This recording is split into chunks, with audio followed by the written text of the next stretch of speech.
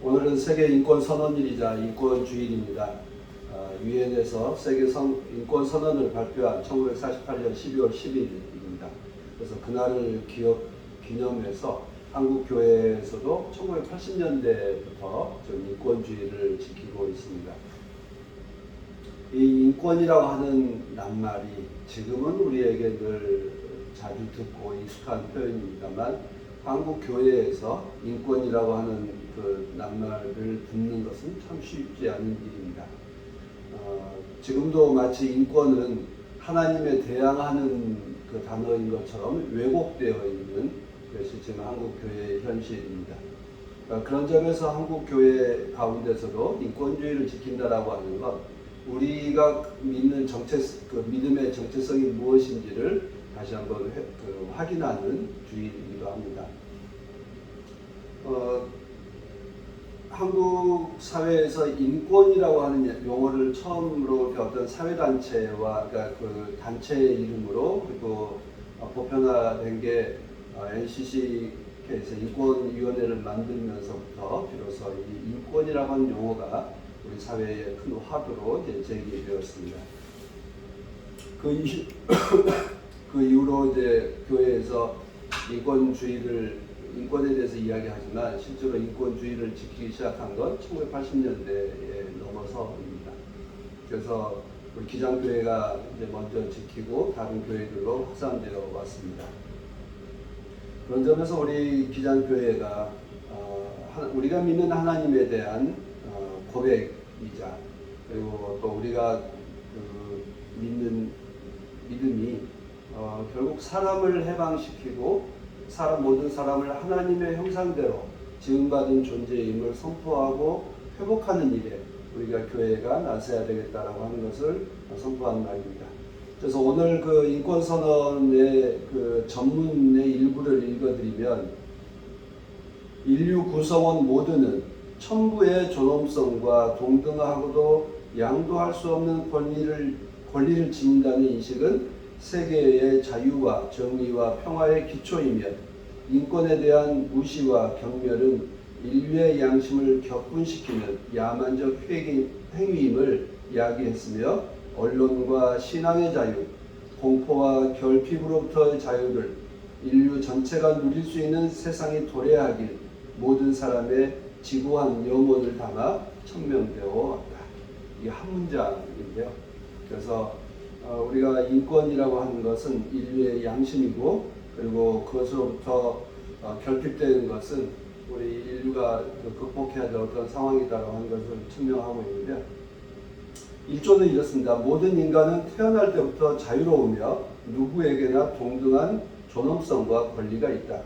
인간은 타고난 이성과 양심을 지니고 있으며 형제의 정신에 입각해서 서로 간에 행동해야 한다. 2조는 모든 사람에게는 인종, 피부색, 성별, 언어, 종교, 정치적 입장이나 여타의 견해, 국적이나 사회적 출신, 재산, 출생이나 여타의 신분과 같은 모든 유형의 차별로부터 벗어나서 이 선언에 규정된 모든 권리와 자유를 누릴 자격이 있다. 모든 사람에 대한 이야기를 하고 있습니다. 교회는 모든 이들이 하나님의 자녀입니다. 우리 모든 사람들은 존엄하고 동등한 권리를 지니고 있는 하나님의 형상대로 지음받은 하나님의 자녀입니다라고 하는 이 선언을 늘 기억하고 또 그것을 위해서 활동해야 합니다. 성서는 하나님께서 하나님의 형상대로 남자와 여자를 만드셨다 이렇게 선언합니다. 여러분 옆 사람의 얼굴을 한번 보십시오. 나의 얼굴과 다르고 또 입고 있는 옷차림을 보시면 전혀 다른 모습을 가지고 있습니다. 우리가 전철에 타서 지하철에 타서 옆모습 쫙 보면 정말 같은 모습을 하고 있는 사람은 단 한 사람도 없습니다. 다를 뿐이죠. 그런데 우리는 그것을 마치 이제 차별로 이어져 가고 있습니다. 성품과 외모의 차이, 외모와 차림새의 차이가 있지만 또 성품과 생각에도 차이가 있습니다. 그러나 우리는 모두 다 하나님의 자녀라는 점에서 우리 모두가 존엄하고 동등합니다. 근데 지금 우리가 하나님의 형상대로 지음받은 모든 사람은 하나님의 자녀입니다라는 말이 우리는 모두 너무나 당연하게 생각합니다. 그러나 이 말씀의 문서로 기록되고 선포되었을 주전 2000년 전을 한번 상상해 보십시오. 그때는 어떤 세상이었겠습니까? 노예를 사고 파는, 그 노예로 사고 파는 게 1960년대까지 이어져 왔던 거 아닙니까? 근데 1960년대까지도 우리는 하나님의 형상대로 지음받은 하나님의 자녀입니다라고 하는 이 선언이 현실로 되어 있지 않았습니다. 지금도 역시 마찬가지입니다. 그런데 주전 3000년, 2000년 전에 오로지 왕만이 신의 자녀고 모든 사람들은 다 죄인이다 라고 규정하고 있을 때에 성서는 모든 사람은 하나님의 자녀다 라고 선언하는 가장 세계 최초의 그리고 가장 놀라운 인권 선언이 바로 이 창세기의 1장의 말씀입니다. 그런데 교회는 이 성서의 말씀을 읽고 있으면서도 끊임없이 사람을 구분짓고 차별하고 있습니다. 그래서 차별하다 못해 혐오로 이어가고 있습니다. 여성, 성소수자, 가난한 사람, 외국인 노동자, 조선족, 탈북민, 또 노동자, 비종교인 노동자 등 각종 지표를 만들어서 차별로 이어가고 있습니다. 최근 한국교회에서 부끄러운 일이 더해졌습니다. 퀴어 축제에서 성소수자를 위해 축복 기도를 했다고 하는 이유만으로 목사에서 파면되고 출교당했습니다. 누군가를 축복해 준다라고 하는 거 얼마나 자랑스럽고 놀라운 일입니까? 내가 남모르는 사람을 위해서도 격려하고 연대하는 것이 기본 본분입니다. 그런데 목사가 성소수자들에게 축복 기도했다는 이유 하나만으로 출교를 시키는 것이 오늘 우리들 한국 교회의 모습입니다. 하나님께서 주시는 사랑과 그 은총에서 배제되어야 할 사람은 아무도 없습니다. 심지어 우리 기독교는 나와 종교가 다르다 할지라도 그 사람에게도 하나님을 전하려고 얼마나 애를 쓰고 있습니까? 그런데 정작 하나님의 사랑을 빌어서 하나님의 사랑을 축복했다는 이유로 출교시킨다라고 하는 건 얼마나 언어 도단이고 모순적인가를 보여줄 수 있습니다. 그러나 하나님의 사랑은 결코 위축되지 않을 것입니다. 지난 2000년, 3000년의 역사 동안 성서의 말씀대로 우리는 다 살지 못했습니다. 그럼에도 우리는 끊임없이 성서가 하나님의 말씀이라고 믿고 또 그리고 그것을 이루기 위해서 노력하는 사람들이 있었고 그 사람들을 통해서 우리는 믿음을 이어받아 왔습니다. 우리는 성탄절, 우리 대림절의 앞에서 아까 우리 권혜준 교우님께서 기도하실 때 가슴을 뭉클했는데요.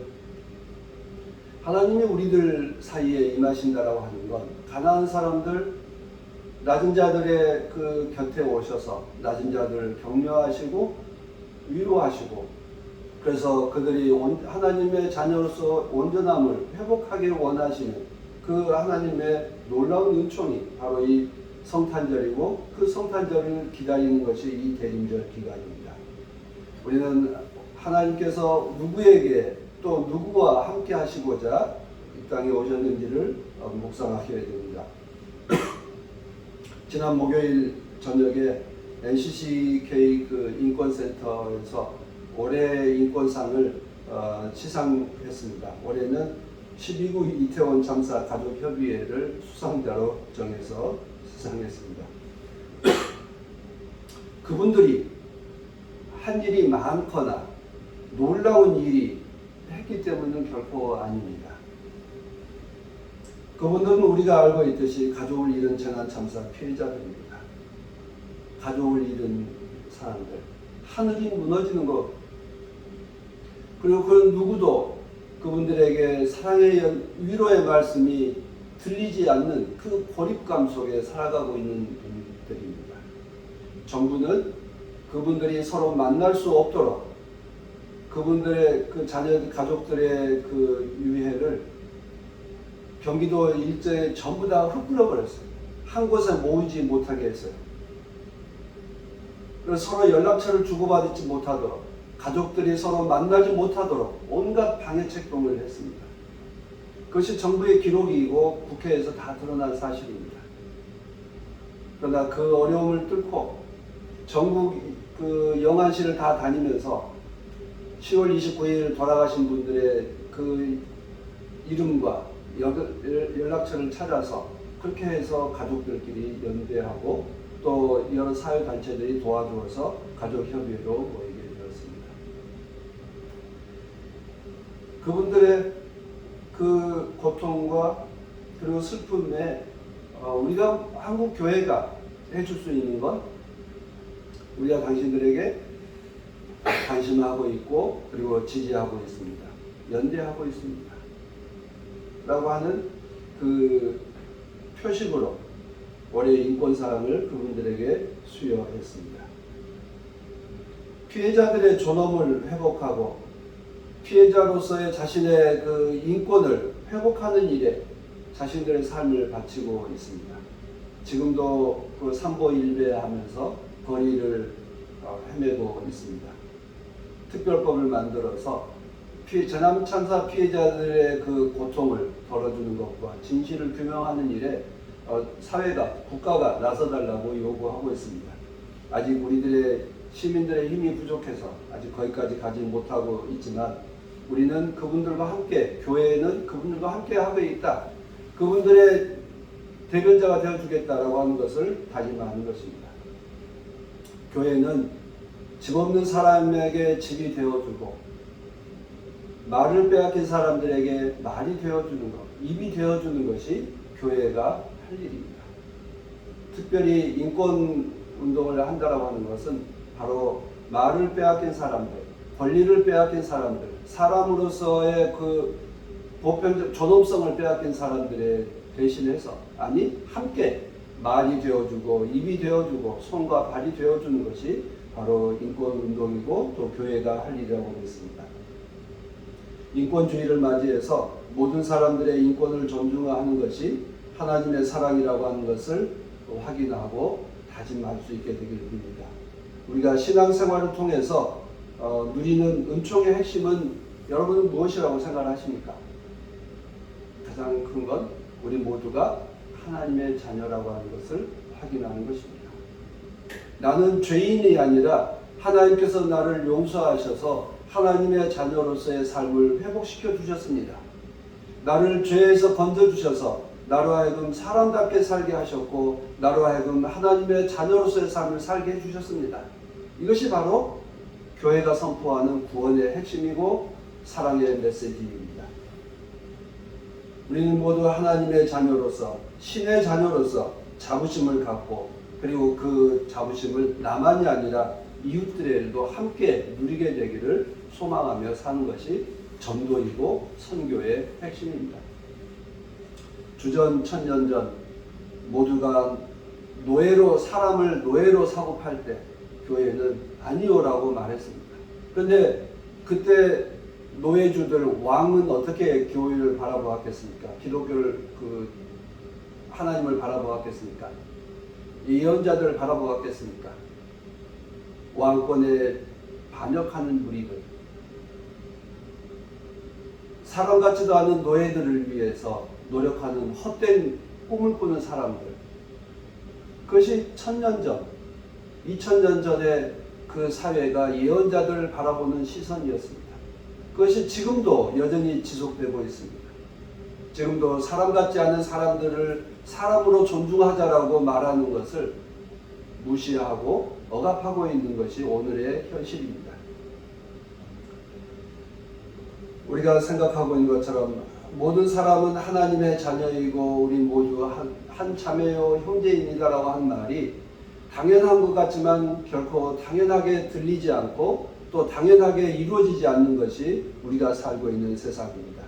지금도 구름 위에 사는 특권층이 얼마나 많이 있습니까? 그러나 지금 또 반면에 지하실에 갇혀서 어둠 속에 살고 있는 사람들도 역시 많이 있습니다. 우리는 이 어둠 속에 있는 사람들에게 하나님께서 주시는 희망의 빛을, 사랑의 말씀을 전하는 것이 우리들이 할 일입니다. 여러분 뉴스에서 보셨겠지만 여전히 팔레스타인에서 일어나고 있는 일을 보십시오.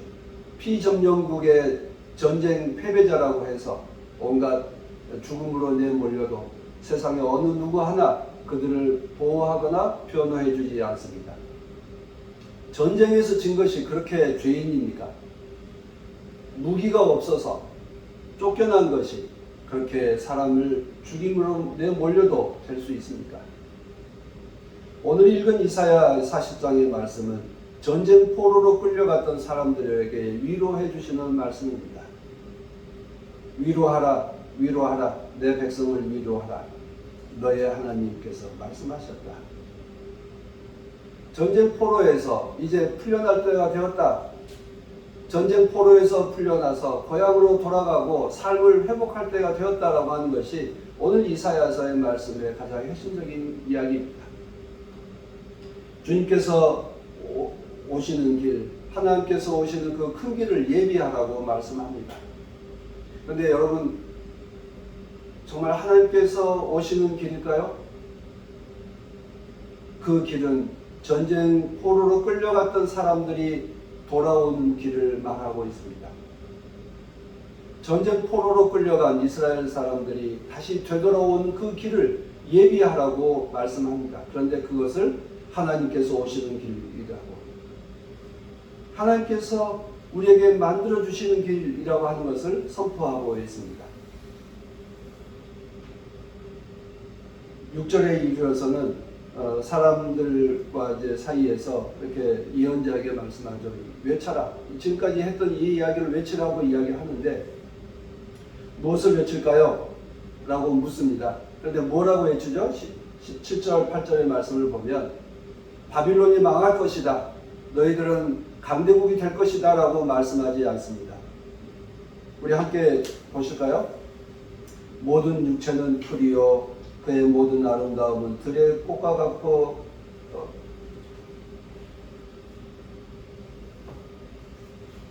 들의 꽃과 같을 것이다. 주께서 그 위에 입김을 부시면 풀은 마르고 꽃은 시든다. 그렇다 이 백성은 풀에 지나지 않는다. 라고 말씀합니다. 여러분, 좀 뜬금없지 않은가요? 바빌론은 망할 것이다. 너희들은 회복될 것이다에 대한 말씀을 해야 될 그 시점에 풀에 대한 이야기와 꽃에 대한 이야기를 하십니다. 주님은 왜 이렇게 말씀했을까요?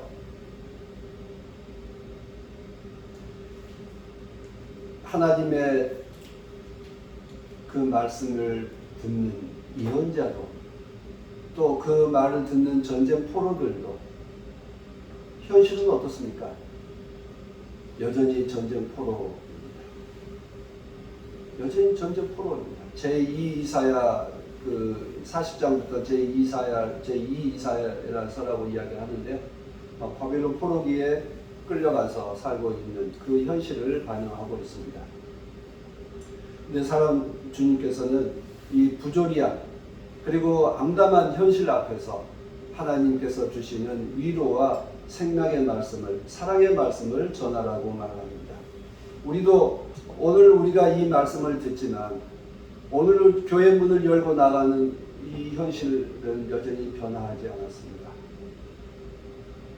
성소수자를 축복했다는 이유로 출교당한 그 목사가 회복될 수 있을까?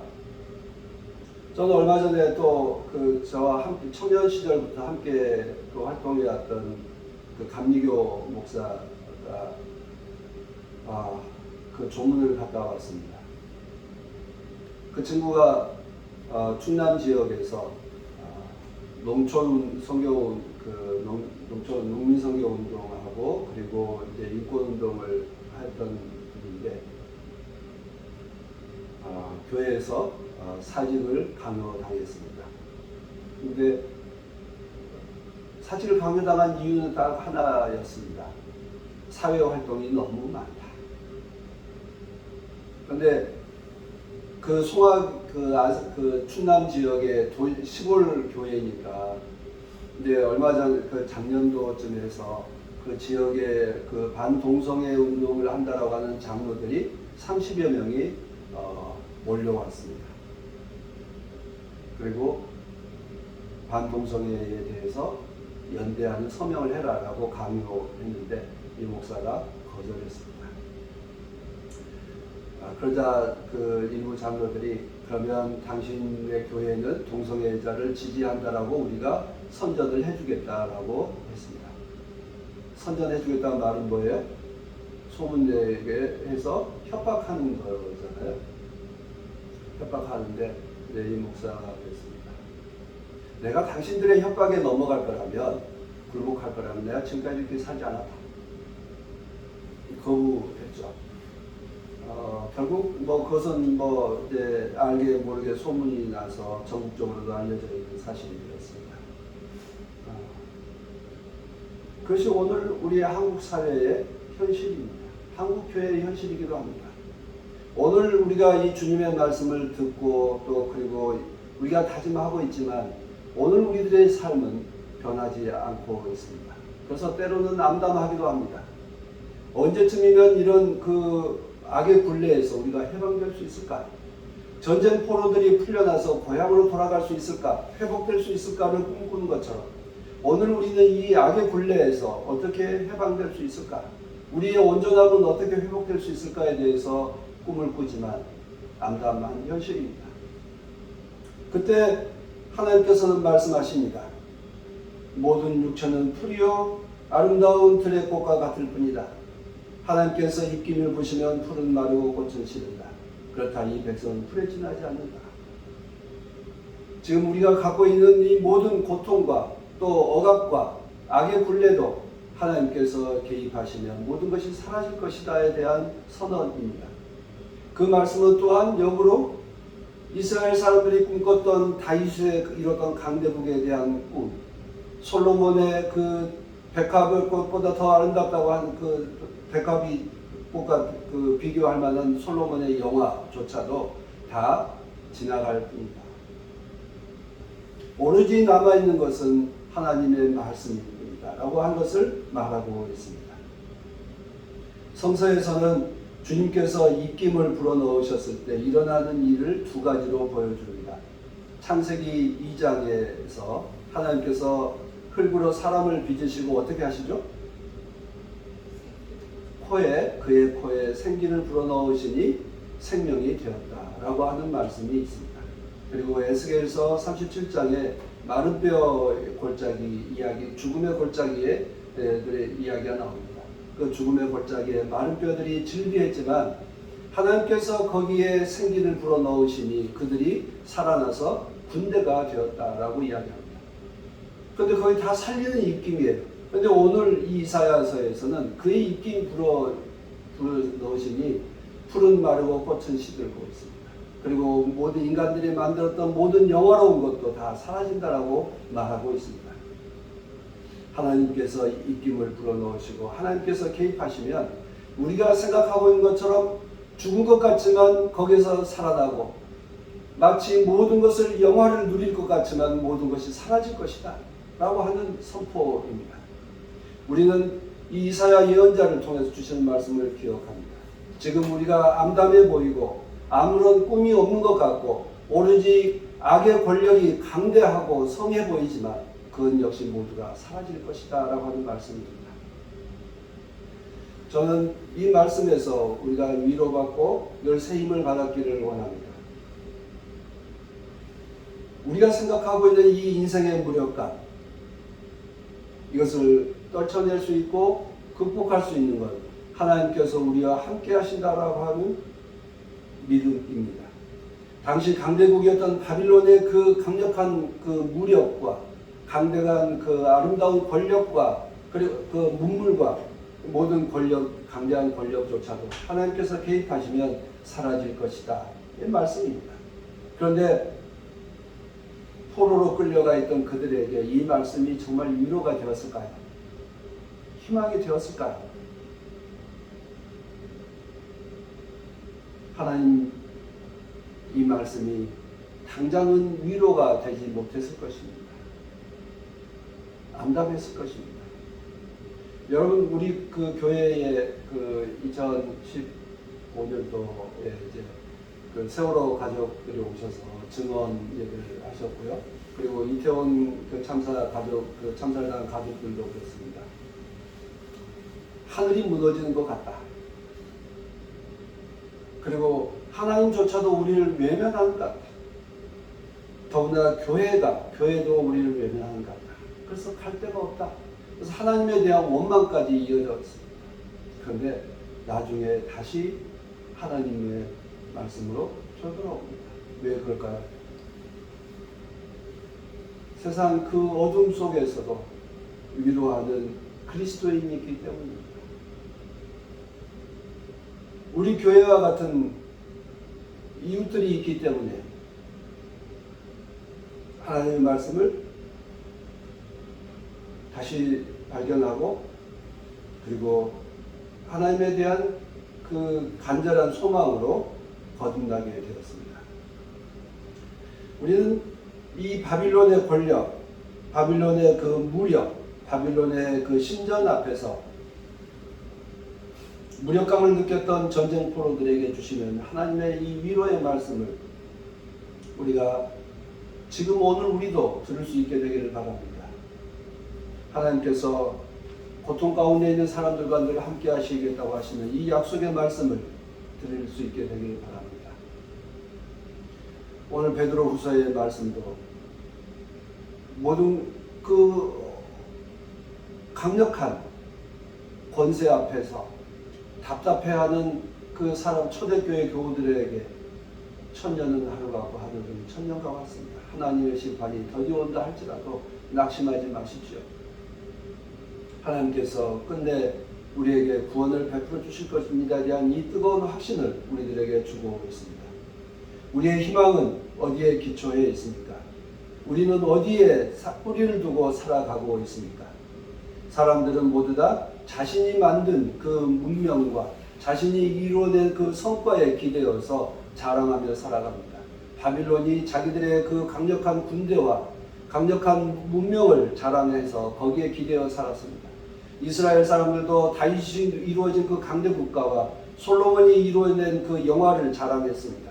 그러나 그 모든 건 다 사라졌고 오로지 남는 것은 우리 모두가 하나의 하나님의 자녀요 하나님의 사랑의 그 사람이라고 하는 사실만이 우리에게 남겨져 있습니다.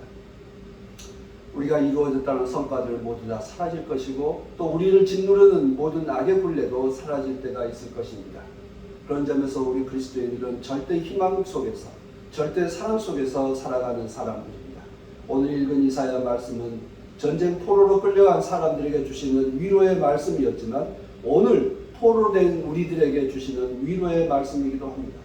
그러나 역으로 바빌론 권력자들의 귀에는 반역의 소리였습니다. 오늘 권력자들에게도 이 소리는 반역의 소리로 들리게 될 것입니다. 그러나 우리는 주님께서 주시는 이 사랑의 말씀을, 희망의 말씀을, 해방의 말씀을, 위로의 말씀을 믿고 전하며 살아갑니다. 우리가 보고 들은 하나님의 말씀과 사랑이 이 땅에서 온전히 이루어질 때까지 우리는 기도하고 또 행동하고 고통받는 이웃들과 함께 손을 맞잡고 살아갈 수 있게 되기를 바랍니다. 세상의 모든 것이 암담해 보여도 하나님만이 참된 소망이라고 선언하며 또 그리고 그렇게 믿으며 살아갑시다. 풀은 마르고 꽃은 시드나 하나님의 사랑만이 영원하다고 하는 이 말씀을 기억하시기를 빕니다. 이사야와 세례 요한도 아름다운 생명의 골짜기 꽃동산에서 이 말씀을 깨달은 것이 아닙니다. 전쟁 포로로 끌려간 그 암담한 현실에서 세례 요한은 광야에서 하나님의 이 희망의 말씀을 듣고 전했습니다. 희망이 사라진 곳에서 희망을 발견한 사람이 이사야 예언자이고 세례 요한이고 베드로 선지자입니다. 오늘 우리도 희망이 사라진 것 같고 암담해 보이는 오늘의 이 현실 속에서 하나님의 사랑을 다시 발견하고 깨닫고 살아갈 수 있기를 빕니다. 함께 기도합시다.